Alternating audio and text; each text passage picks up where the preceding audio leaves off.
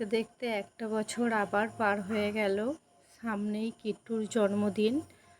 আর আগের বছর এই ভিডিওটা বানিয়েছিলাম, তখন বাড়ির মধ্যে একটু পরিস্থিতি অন্যরকম ছিল, হাজারো ব্যস্ততা ছিল। তারপরে বাড়িতে আমরা থাকতামও না, আর সেই সব সমস্যার কথা নাই বা তুলে ধরলাম।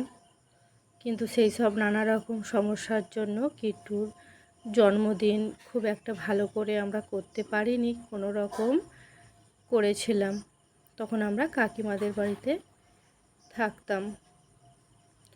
আর সে বছরই নানা রকম ব্যস্ততার জন্যই ভিডিওগুলো আপলোড করতে পারিনি।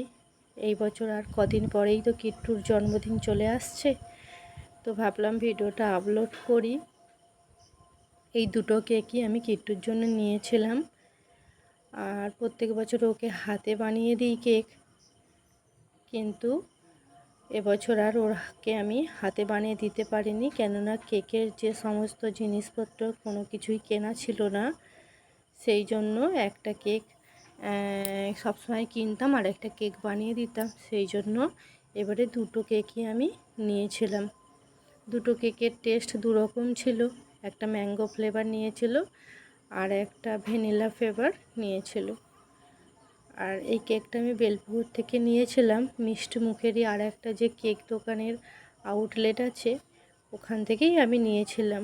কেকের ওপরে কিট্টুর নাম লিখে দিচ্ছে, যে দোকান থেকে আমি কেকটা নিয়েছিলাম। প্রথমে দেখে কেকটাকে অনেকেই কমেন্ট করেছিল, বলেছিল যে কেকটা ভালো হবে না, কিন্তু তাদেরকে যখন খাইয়েছিলাম তারা বলেছিল খুব সুন্দর খেতে আর ক্রিম ছিল।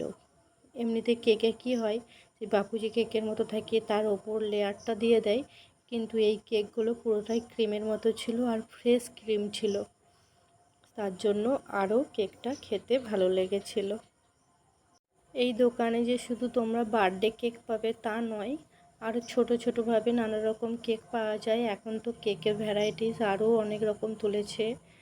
আর কিট্টু বেলপুকুরে আসলেই এই দোকানে আসবে, কেক নেবে, হটডগ, পিৎজা, মোটামুটি ও তো 4-5 রকমের আইটেম নেবে। আর খেতেও ভালো লাগে, যার জন্য কিট্টুও নেয়, আমি কিছু তেমন বলি না। এদিকে অনেক রকম কেক আছে।